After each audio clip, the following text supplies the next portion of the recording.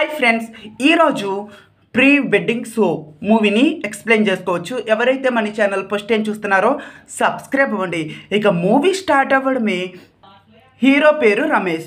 అయితే హీరో ఒక ఫోటో షాప్ని నడుపుతూ ఉంటాడు. హీరో పక్కన నరేష్ అనే చిన్న కుర్రవాడు కూడా వర్క్ చేస్తూ ఉంటాడు. అయితే నరేష్ ప్రతిరోజు చిరిగిపోయిన నిక్కర్లు వేసుకుంటూ ఉంటాడు. హీరోయిన్ స్వాతి ఆ ఊరిలో ఉండే పంచాయతీ కార్యాలయంలో వర్క్ చేస్తూ ఉంటుంది. హీరోయిన్కి లైన్ వేస్తూ ఉంటాడు. అది తెలుసుకున్న హీరోను కూడా ప్రేమిస్తూ ఉంటుంది. ఇవన్నీ అయిపోతే ఊర్లో మల్లి అనే ఒక అబ్బాయి అయితే ఉంటాడు. వాళ్ళ పేరెంట్స్ మల్లికి పెళ్లి చూపులకైతే తీసుకువెళ్తారు. అక్కడే మళ్ళీ సౌందర్య అనే అమ్మాయిని అయితే చూస్తాడు. సౌందర్య కూడా మల్లిని చూసి ఇష్టపడుతుంది. మళ్ళీ కూడా ఆ పెళ్ళికి ఓకే చెప్తాడు. ఓకే చెప్పిన తర్వాత పెళ్ళికి 30 రోజులు అనుకుండగా పెళ్ళి షూటింగ్ అయితే జరుపుకోవాలనుకుంటారు. అంటే ప్రీ వెడ్డింగ్ షూట్ అయితే జరుపుకోవాలనుకుంటాడు. అందుకోసం మళ్ళీ రమేష్ ఇంటికి అయితే వెళ్తాడు. రమేష్తో జరిగిందంతా చెప్తాడు. ఓకే, 50,000 అవుతుంది ప్రీ వెడ్డింగ్ షూట్ కోసం అని మళ్ళీకి రమేష్ అయితే చెప్తాడు. సౌందర్య మళ్ళీ బట్టలు సర్దుకుండి ప్రీ వెడ్డింగ్ షూట్ కోసం వేరు ఊర్లు అయితే తిరుగుతూ ఉంటారు. రమేష్ ఆ వీడియోని మొత్తం రికార్డ్ చేస్తూ ఉంటాడు. వీడియో మొత్తం పూర్తి అయిన తర్వాత మెమొరీ కార్డుని నరేష్కి అయితే ఇస్తాడు. నరేష్ ఏం చేస్తాడంటే మెమొరీ కార్డుని జేబులో పెట్టుకుంటుండగా జేబుకి చిల్లు ఉంటుంది కాబట్టి కింద పడిపోతుంది. నరేష్ ఫోటో షాప్ దగ్గరికి అయితే వెళ్తాడు. ఫోటో షాప్లో రమేష్ ఇచ్చిన కార్డు కోసం అయితే వెతుకుతాడు. కార్డు అయితే అసలు దొరకదు. అదే విషయం రమేష్కి అయితే చెప్తాడు. అప్పుడు రమేష్ చాలా షాక్ అవుతాడు. ఇప్పుడు ఏం చేయాలా అని కంగారు పడుతూ ఉంటాడు రమేష్. అదే టైంలో స్వాతి రమేష్ దగ్గరికి అయితే వస్తుంది. ఏం జరిగింది, నువ్వెందుకు ఇంతలా కంగారు పడుతున్నావు అని అడుగుతుంది. జరిగిన విషయం మొత్తం రమేష్ స్వాతికి అయితే చెప్తాడు. అప్పుడు స్వాతి రమేష్కి ఒక సజెషన్ అయితే ఇస్తుంది. రమేష్, నువ్వు నేరుగా సౌందర్య ఫాదర్ దగ్గరికి వెళ్ళి మళ్ళీ మంచోడు కాదు, ఎప్పుడు తాగుతూనే ఉంటాడు అని చెప్పిన వెంటనే ఈ పెళ్ళి క్యాన్సిల్ అయిపోతుంది. ఇంకా నీ ప్రీ వెడ్డింగ్ షూట్ గురించి కూడా ఎవ్వరూ అడగరు, ఆ వీడియో కూడా ఎవ్వరూ అడగరు అని స్వాతి చెప్తుంది. అదేవిధంగా స్వాతి ఇంకొక విషయం కూడా చెప్తుంది. సౌందర్య ఫాదర్ దగ్గర వర్కౌట్ అవ్వకపోతే నువ్వు డైరెక్ట్గా మళ్ళీ అమ్మగారితో ఇలా చెప్పు, సౌందర్య చాలా చెడ్డ అమ్మాయి, వేరే అబ్బాయిలతో తిరుగుతూ ఉంది అని చెప్పు, వెంటనే ఈ పెళ్ళి క్యాన్సిల్ అయిపోతుంది అని స్వాతి రమేష్కి అయితే చెప్తుంది.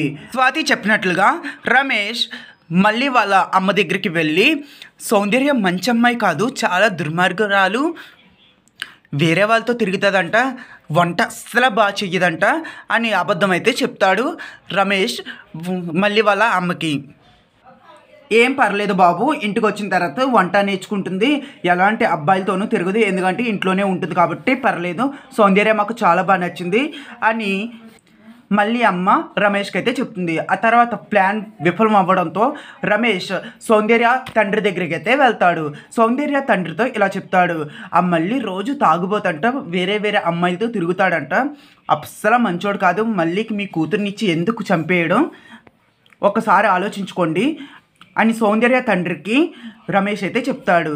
ఏం పర్లేదు, నేను కూడా తాగుతాను, నా అల్లుడు తాగినా ఏం పర్లేదు అని సౌందర్య తండ్రి రమేష్కి అయితే చెప్తాడు. ప్లాన్ విఫలం అవ్వడంతో స్వాతి దగ్గరికి మళ్ళీ వెళ్తాడు.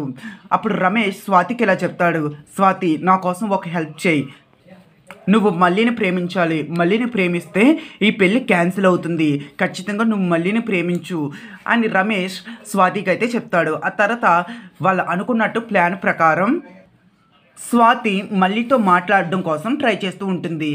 కానీ మళ్ళీ స్వాతిని ఇష్టపడ్డు. స్వాతి రమేష్తో ఇలా చెప్తుంది, నువ్వు చెప్పినట్లుగానే నేను చేశాను, మళ్ళీ చివరికి నన్ను చెల్లి అన్నాడు, నా మనసు ఎంతో కృషించిపోయింది, నేను ఇంకేమీ ట్రై చేయలేను, నేను ఇప్పుడు నా పంచాయతీ ఆఫీస్ దగ్గరికి వెళ్ళి నా పని నేను చేసుకుంటాను, నువ్వు నన్ను దయచేసి ఇలాంటి పనులు నాకు చెప్పకు అని స్వాతి రమేష్కి అయితే చెప్తుంది.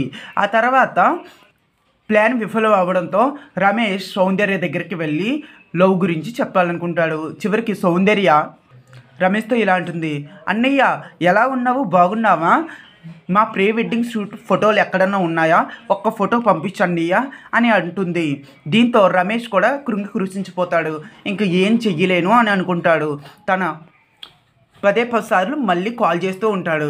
ప్రీ వెడ్డింగ్ షూట్ వీడియో ఎప్పుడు పంపిస్తావు, ఫోటోలు ఎప్పుడు పంపిస్తావు అని రమేష్ని టార్చర్ పెడుతూ ఉంటాడు.